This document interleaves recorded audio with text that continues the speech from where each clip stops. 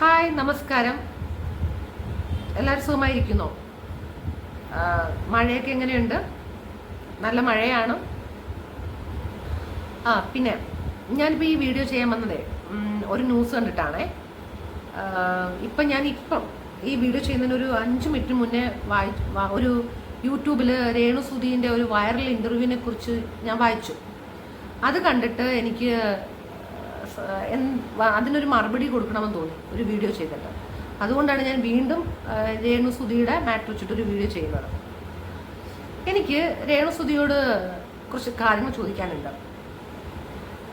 രേണു സുധി ഇപ്പം വൈറലായ ഒരു ഇൻ്റർവ്യൂ എന്നൊക്കെ പറഞ്ഞിട്ട് ഇപ്പോൾ ഒരു മീഡിയ കുറച്ച് യൂട്യൂബ് ചാനലുകാർ ഇങ്ങനെ തള്ളി വിടുന്നുണ്ട്.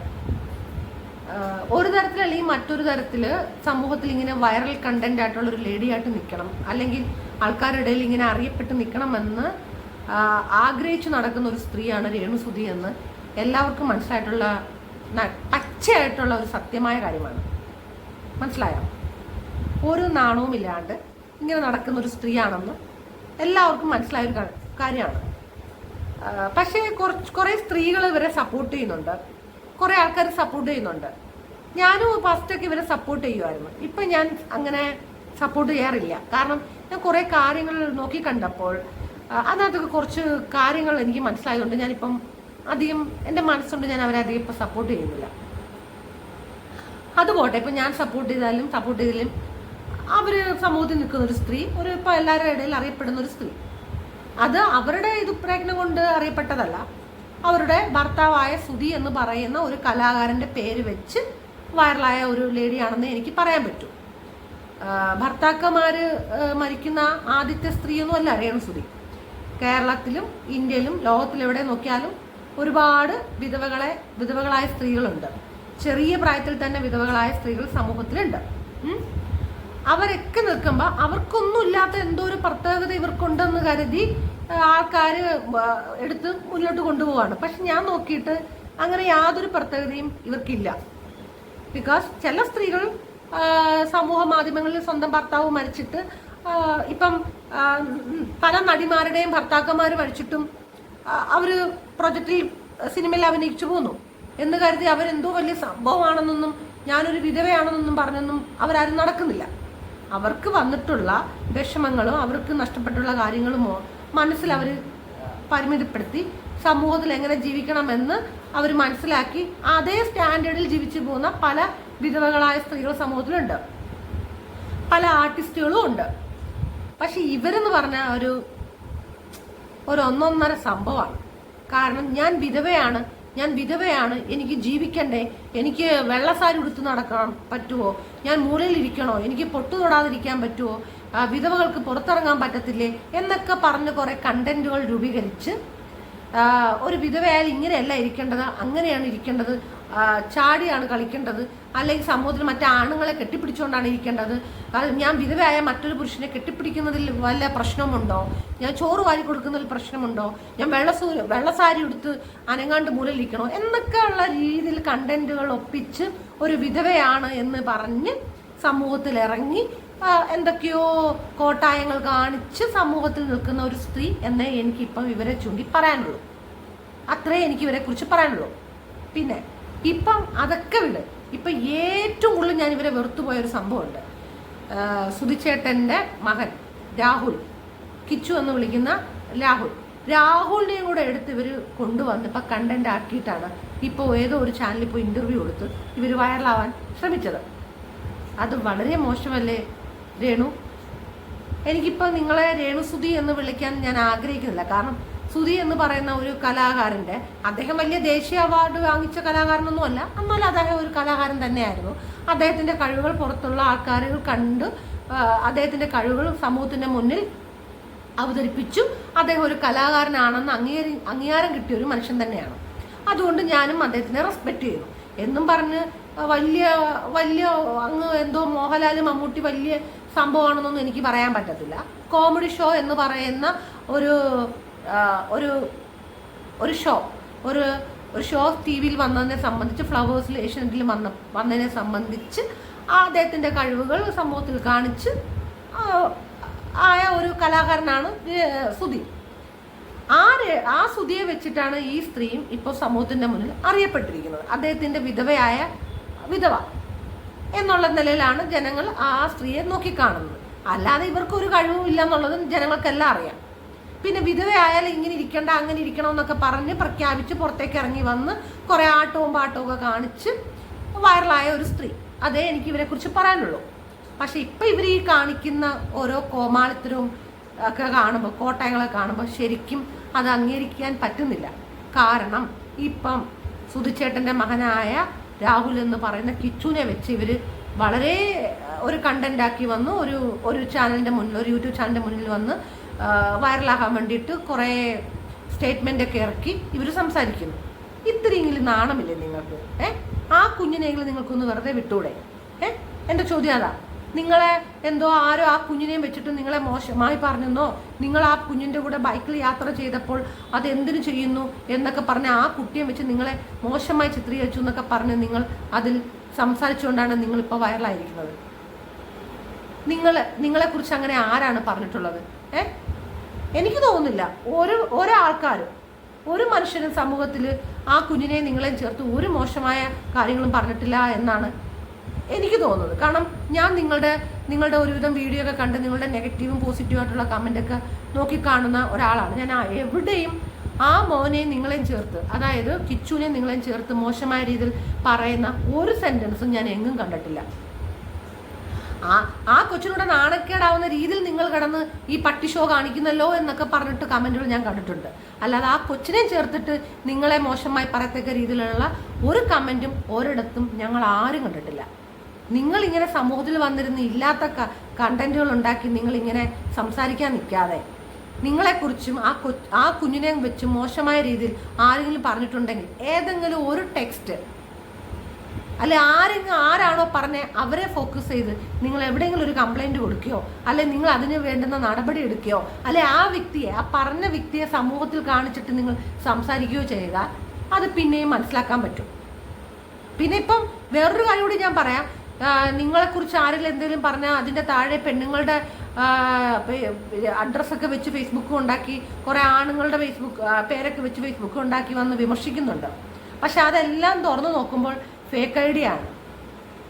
അപ്പോൾ അതിപ്പം നിങ്ങൾ തന്നെ കുറച്ച് ആൾക്കാരെ വെച്ച് ചെയ്യിപ്പിക്കുന്നു എന്നാണ്. നിങ്ങൾക്ക് ഫേവറായിട്ട് സംസാരിപ്പിക്കാൻ വേണ്ടിയിട്ട് നിങ്ങൾ തന്നെ കുറേ ആൾക്കാരെ വെച്ച് ഫേക്ക് ഐഡിയ ഉണ്ടാക്കി നിങ്ങൾക്ക് സപ്പോർട്ട് ചെയ്യുന്ന രീതിയിൽ കമൻറ്റുകൾ ഇടുന്നു എന്നാണ് ഇപ്പം പുതിയൊരറിവ്, പുതിയതായിട്ട് അറിഞ്ഞിരിക്കുന്നതാണ്. അപ്പം എന്തിനാ രേണുസുതി ആ കുഞ്ഞിന് അങ്ങനെ ആരെങ്കിലും പറഞ്ഞിട്ടുണ്ടെങ്കിൽ തന്നെ അത് വളരെ മോശമായ കാര്യമാണെന്ന് ഞാൻ പറയും. പക്ഷെ അങ്ങനെ പറഞ്ഞിട്ടുണ്ടാവില്ല എന്നാണ് എൻ്റെ വിശ്വാസം. അഥവാ അങ്ങനെ ഒരു വ്യക്തി പറഞ്ഞിട്ടുണ്ടെങ്കിൽ തന്നെ നിങ്ങൾ അതും പൊക്കി പിടിച്ചുകൊണ്ട് വന്ന് ഈ മീഡിയയിൽ വന്നിരുന്ന് ഇങ്ങനെ വാതുറന്ന് വീമ്പറക്കാൻ നിങ്ങൾക്ക് നാണമില്ലേ? നിങ്ങൾ ആ കുട്ടിയുടെ ഒരു അമ്മയാണെങ്കിൽ നിങ്ങൾ അത് കൊണ്ടുവരുമോ? ആരെങ്കിലും അങ്ങനെ പറഞ്ഞൊരു സംഭവം എടുത്ത് നിങ്ങൾ അത് കൊണ്ടുവരുമോ? നിങ്ങൾ കൊണ്ടുവരില്ല, ഒരിക്കലും കൊണ്ടുവരില്ല. ഒരു സ്വന്തം മകനെയും അമ്മയും ചേർത്ത് ആരെങ്കിലും അങ്ങനെ പറയുന്നുണ്ടെങ്കിൽ, അല്ലെങ്കിൽ രണ്ടാം അമ്മയെ കുറിച്ച് അങ്ങനെ പറയുന്നുണ്ടെങ്കിൽ, എനിക്കിപ്പോൾ അങ്ങനെ ഒരു മകനുണ്ടെങ്കിൽ എന്നെ വെച്ചിട്ടാണ് ആരെങ്കിലും പറഞ്ഞിട്ടുണ്ടെങ്കിൽ ഞാൻ അത് ഒരിക്കലും ഫോക്കസ് പോലും ചെയ്യാൻ നിൽക്കത്തില്ല. കാരണം എൻ്റെ മകനാണ് എന്നുള്ള ഉൾക്കൊണ്ട് എൻ്റെ മകനെയും കുറിച്ച് മോശം പറഞ്ഞാൽ തന്നെ ഞാനത് ഫോക്കസ് ചെയ്യില്ല. പക്ഷെ നിങ്ങൾ അതല്ലല്ലോ ചെയ്യുന്നത്. നിങ്ങൾ അതിനെ ഫോക്കസ് ചെയ്ത് അതും കൂടി കൊണ്ടുവന്ന് മീഡിയയിൽ കൊണ്ടുവച്ച് കാണിച്ച് നിങ്ങൾ വീണ്ടും കണ്ടന്റുകൾ ഉണ്ടാക്കി വൈറലാകാൻ നോക്കുന്ന വളരെ മോശമായൊരു രീതിയല്ലേ? അപ്പം നിങ്ങളുടെ മനസ്സിന് ദുഷ്ട രീതികളല്ലേ നിങ്ങൾ ചെയ്യുന്നത് മൊത്തം? എന്തിനാണ് നിങ്ങൾ അതും ഒക്കെ പിടിച്ചുകൊണ്ട് വരാൻ നിങ്ങൾക്ക് നാണമില്ലേ? ഒരമ്മയാണെങ്കിൽ നിങ്ങളത് ചെയ്യുമോ? ആ കുഞ്ഞിനെ നിങ്ങളൊരു മകനായിട്ട് കാണുവാണെങ്കിൽ ആ കുഞ്ഞിനെ കൊണ്ടുവന്ന് നിങ്ങളിങ്ങനെ പബ്ലിക്കിന്റെ മുന്നിൽ നിങ്ങൾക്ക് ഇങ്ങനെ കാണിക്കാൻ നിങ്ങൾക്ക് നാണമില്ലേ സ്ത്രീയെ? ഇത്രയ്ക്ക് നിങ്ങൾ തരം താഴരുത് കേട്ടോ. അതുകൊണ്ട് ഞാൻ പറയാം, ഇത്രയ്ക്ക് നിങ്ങൾ തരം താഴരുത്. എന്ത് വൃത്തിയിടാ നിങ്ങൾ കാണിച്ചത്? ഇപ്പം ആ കൊച്ചിന്റെ പേരും കൂടെ കൊണ്ടുവന്ന് സമൂഹത്തിലിട്ട് വലിച്ചടിച്ച് മോശമായി പറയുന്നു, നിങ്ങളെ ചേർത്ത് മോശമായി പറയുന്നു എന്നൊക്കെ പറഞ്ഞ് ജനങ്ങളുടെ അറ്റൻഷൻ കിട്ടാൻ വേണ്ടിയിട്ട് നിങ്ങൾ എന്ത് വൃത്തിയിട്ട രീതിയാണ് നിങ്ങൾ കാണിക്കുന്നത് മൊത്തവും? പിന്നെ ഇതെല്ലാം പോട്ടെ, എന്തിനും നിങ്ങൾ പ്രതികരിക്കുന്നതാണല്ലോ. ആരെന്ത് പറഞ്ഞാലും നിങ്ങൾ അതിനൊരു ഇന്റർവ്യൂ ഉണ്ടാക്കി നിങ്ങൾ പുറത്ത് ഞാൻ അങ്ങനെയല്ല ഞാൻ ഇങ്ങനെയാണ്, എന്തിനും നിങ്ങൾ ഇതാണ് ഒരു സർട്ടിഫിക്കറ്റ് വരെ കൊണ്ടുവന്ന് കാണിച്ച് സുധിയേട്ടൻ എന്നെ കല്യാണം കഴിച്ച സർട്ടിഫിക്കറ്റ് ആണ് ഇതാണ് എന്നൊക്കെ പറഞ്ഞു. ആര് നിങ്ങൾ എന്ത് പറഞ്ഞാൽ അതിന് നിങ്ങൾ ഈ ഇടയ്ക്ക് ഏതൊരു പാസ്റ്റർ വിവാഹം കഴിച്ചു എന്ന് പറഞ്ഞു അതിനും നിങ്ങൾ വെട്ടിത്തെളിച്ച് നിങ്ങൾ വളരെ നല്ല വ്യക്തിയാണെന്നൊക്കെ തെളിച്ച് നിങ്ങൾ ഇന്റർവ്യൂ ചെയ്ത് കാണിക്കുന്നു. അപ്പം ഞാൻ വേറൊരു കാര്യം ചോദിച്ചോട്ടെ, ഈ ഇടയായിട്ട് ഞാൻ നിങ്ങളുടെ ഒരു വീഡിയോ കണ്ടു. സുധിച്ചേട്ടൻ മരിക്കുന്നതിന് മുന്നേ ഏതോ ഒരു യൂട്യൂബ് ചാനലിന് കൊടുത്ത ഒരു വീഡിയോ ആണ്. നിങ്ങളെ കൂടെ പിടിച്ചിരുത്തിയിട്ട് നിങ്ങൾക്ക് ഡിപ്രഷനാണ്, നിങ്ങൾ മെൻ്റലി പേഷ്യൻ്റ് ആണ്, നിങ്ങൾ മരുന്ന് കഴിക്കുന്നു എന്നൊക്കെ പറഞ്ഞ് ആ പുള്ളി ഇടയ്ക്കാണ് അത് അറിഞ്ഞതെന്നൊക്കെ പറഞ്ഞൊരു വീഡിയോ ചെയ്ത് പുള്ളി കാണിച്ചു. ആ വീഡിയോ ഇപ്പം സമൂഹ മാധ്യമങ്ങളിൽ കൂടി ഇങ്ങനെ പോയിക്കൊണ്ടേ ഇരിക്കുകയാണ്. അപ്പം നിങ്ങൾക്ക് അതിനെക്കുറിച്ച് എന്തെങ്കിലും പറയാനുണ്ടോ? നിങ്ങൾ സത്യത്തിൽ ഒരു മെൻ്റൽ പേഷ്യൻ്റ് ആണോ? നിങ്ങൾ ഒരു ഡിപ്രഷൻ പേഷ്യൻ്റ് ആണോ? നിങ്ങൾ അതിന് മെഡിസിൻ എടുക്കുന്നുണ്ടോ? അതൊക്കെ എന്താ നിങ്ങൾ പുറത്ത് പറയാത്തത്? എന്താ പുറത്ത് പറയാത്തത്? അതിനെക്കുറിച്ച് എന്താ നിങ്ങളൊരു വീഡിയോ ചെയ്യാത്തത്? അത് ശരിയായ കാര്യം തന്നെയാണോ? നിങ്ങളൊരു മാനസിക രോഗിയാണോ? അല്ലെങ്കിൽ നിങ്ങൾ ഡിപ്രഷൻ അഡിക്റ്റായ ഒരു ലേഡി ആണോ? നിങ്ങൾ ഇപ്പോൾ മെഡിസിൻ എടുക്കുന്നുണ്ടോ? സത്യമായ കാര്യമാണോ? നിങ്ങൾ അതിനെക്കുറിച്ച് എന്താ വീഡിയോ പറയാത്തത്? അതെനിക്കൊന്നും അറിയണമല്ലോ. അതിനെ ചൊല്ലി നിങ്ങൾ ഒരിടത്തും പറഞ്ഞതായിട്ട് ആ വീഡിയോ ചൊല്ലി നിങ്ങൾ ഒരിടത്തും പറയുന്നില്ല, ഒരിടത്തും സംസാരിക്കുന്നില്ല. വൈ? അതാ എൻ്റെ ചോദ്യം. അനാവശ്യമായ കാര്യങ്ങൾക്കൊക്കെ നിങ്ങൾ പൊക്കിക്കൊണ്ടുവന്നിരുന്ന് നിങ്ങൾ സത്യാവസ്ഥ തെളിയിക്കുന്നു. ഇപ്പൊ ഈ കുട്ടിയെ നിങ്ങളെ ചേർത്ത് പറഞ്ഞ കാര്യം ഉണ്ടെന്ന് ഞങ്ങൾക്ക് ആർക്കും വിശ്വാസമില്ല. അത് നിങ്ങൾ ഉണ്ടാക്കിയ ഒരു ചിത്രമാണ്, അല്ലെ നിങ്ങൾ ഉണ്ടാക്കിയ ഒരു കണ്ടന്റായിട്ട് എനിക്ക് എന്നെ കാണാൻ പറ്റുന്നുള്ളൂ. അല്ലാതെ ആ കുട്ടിയും ചേർത്ത് നിങ്ങളെ ഒന്നും ആരും മോശം പറഞ്ഞിട്ടില്ല ഇന്നവരെ സമൂഹത്തില്. അല്ലെ നിങ്ങളത് തെളിയിച്ചു കൊണ്ടുപോവാ. അങ്ങനെ പല കാര്യങ്ങളും നിങ്ങൾ ഇങ്ങനെ ഉണ്ടാക്കി കൊണ്ടുവന്ന് നിങ്ങൾ ഇങ്ങനെ നിൽക്കാൻ നോക്കുന്നു. ഇത്തിരി ഇങ്ങനെ ഉളുപ്പ് വേണം ജീവിതത്തിൽ. ഒന്നുമില്ലെങ്കിൽ ആ മരിച്ചുപോയ മനുഷ്യനെ നിങ്ങൾ സ്നേഹിക്കുന്നുണ്ടെങ്കിൽ ആ കുഞ്ഞിനെ നിങ്ങൾ കൊണ്ടുവരാതിരിക്കാൻ ശ്രമിക്കണം. ഇത്തരം മോശം കാര്യങ്ങൾ കൂടി ആ കുഞ്ഞിനെ കൊണ്ടുവന്ന് സമൂഹത്തിൽ നിങ്ങൾ പരിചയപ്പെടുത്തരുത്. രാഹുൽ എന്ന് പറയുന്ന കിച്ചു എന്ന് പറയുന്ന ആ മകനെ നിങ്ങൾ കൊണ്ടുവന്ന് സമൂഹത്തിന് മുന്നിൽ ഇങ്ങനെ വലിച്ചു കീറരുത്. എനിക്ക് നിങ്ങളോട് പറയാൻ ഒരു റിക്വസ്റ്റാണ് നിങ്ങളോട് എനിക്ക് ആ ഒരു കാര്യം. പിന്നെ ഈ ഇടയ്ക്ക് നിങ്ങളുടെ സഹോദരി ആരൊക്കെ വന്നിരുന്നു വീട്ടിലിരുത്തിയിട്ട് ആത്മഹത്യ ചെയ്യണം എന്നൊക്കെ പറയുന്നേട്ട്. എന്തിനാ ആത്മഹത്യ ചെയ്യുന്ന? ആര് കാരണം ആത്മഹത്യ ചെയ്യേണ്ടേ? അഥവാ അവർ ആത്മഹത്യ ചെയ്യുന്നുണ്ടെങ്കിൽ നിങ്ങൾ കാരണമാണ്. നിങ്ങൾ കാണിച്ചു കൂട്ടുന്ന ഓരോ കോപ്രായത്തരങ്ങൾ കാരണമാണ് അവർ ആത്മഹത്യ ചെയ്യേണ്ടി വന്നത്. ജനങ്ങളാകുമ്പോൾ വീഡിയോ കാണുമ്പം അവരതിന് സംസാരിക്കും, പ്രതികരിക്കും. എന്തുകൊണ്ട് ആത്മഹത്യ ചെയ്യണമെന്ന് പറയേണ്ട കാര്യം എന്തുവാ? ആത്മഹത്യ ഉണ്ടാക്കേണ്ട സാഹചര്യങ്ങൾ, ആത്മഹത്യ ചെയ്യാനുള്ള സാഹചര്യങ്ങൾ ഈ രേണുസുതി തന്നെയല്ലേ ഉണ്ടാക്കി കൊടുത്തിരിക്കുന്നത്? ഈ രേണു തന്നെയല്ലേ ഉണ്ടാക്കി കൊടുത്തിരിക്കുന്നത്? ഞങ്ങൾ ആരെങ്കിലും ആണോ? ഈ വീഡിയോ കാണുമ്പം ഞങ്ങളെപ്പോലുള്ള പ്രേക്ഷകർ എന്തെങ്കിലും സംസാരിക്കുമ്പം കുടുംബം കൂടി വന്നിരുന്നു ആത്മഹത്യ ചെയ്യണമെന്ന് പറഞ്ഞു കഴിഞ്ഞാൽ ആദ്യം സ്വന്തം കുടുംബത്തിൽ നിൽക്കുന്നവരെ നല്ല രീതിയിൽ സമൂഹത്തിൽ നിൽക്കാൻ പഠിപ്പിക്കും, എന്നിട്ട് ആത്മഹത്യയെക്കുറിച്ച് ചിന്തിക്കും. നിങ്ങളൊന്നും ആത്മഹത്യ ചെയ്യുന്നത് ഞങ്ങൾ കാരണമൊന്നും ആയിരിക്കത്തില്ല. രേണുസുതിയുടെ ചേച്ചിയോ ബന്ധുക്കളോ ആരെങ്കിലും ഒക്കെ ആത്മഹത്യ ചെയ്യുന്നുണ്ടെങ്കിൽ അതിന് കാരണക്കാർ ഞങ്ങൾ സമൂഹത്തിൽ നിൽക്കുന്നവരാരുമല്ല, രേണുസുതി തന്നെയാണ്. രേണുസുതി തന്നെയാണ് അതിന് കാരണക്കാർ. മനസ്സിലായോ? പിന്നെ സമൂഹത്തിനോട് ചോദിക്കുന്ന ഒരു കാര്യമുണ്ട്, നിങ്ങൾ എന്തു തന്നു? നിങ്ങൾ എൻ്റെ വീട്ടിൽ ചെലവിൽ തരുന്നുണ്ടോ? നിങ്ങൾ എൻ്റെ കുടുംബം നോക്കുമെന്ന്? എന്താ ഒരുവിധം ജനങ്ങൾ നിങ്ങളെ സപ്പോർട്ട് ചെയ്തിട്ടില്ലേ? നിങ്ങൾക്ക് വീട് വെച്ച് തന്നിട്ടില്ലേ? ഫ്ലവേഴ്സ് ചാനലുകാർ നിങ്ങൾക്ക് ഈ 2 കുട്ടികൾക്കും പഠിക്കാനുള്ള കാര്യങ്ങൾ നടത്തി തരുന്നില്ലേ? മറ്റേ ആ പെൺകുട്ടി ഉണ്ടല്ലോ ഫ്ലവേഴ്സിൽ, ആ പെൺകുട്ടി നിങ്ങളെ സഹായിക്കുന്നില്ലേ? ലക്ഷ്മി നിങ്ങളെ സഹായിക്കുന്നില്ലേ? ഇനി ഇതിൽ കൂടുതൽ എത്രയോ പേര് നിങ്ങളെ സഹായിക്കുന്നുണ്ട്. പള്ളിയിൽ അച്ഛൻ നിങ്ങൾക്ക് സ്ഥലം തന്നു, വീട് വെച്ച് തന്നു. എന്തൊക്കെ നിങ്ങൾ ഓരോരുത്തരുടെ കയ്യിൽ നിന്ന് നിങ്ങളെ സഹായിക്കുന്നുണ്ട് ആൾക്കാർ. എന്നിട്ട് നിങ്ങൾ ചോദിക്കുക എന്തുവാ? നിങ്ങൾക്കൊരു ജോലി നിങ്ങൾക്ക് ശരിയാക്കി തന്നു, ആ ജോലി നിങ്ങൾ ചെയ്തില്ല.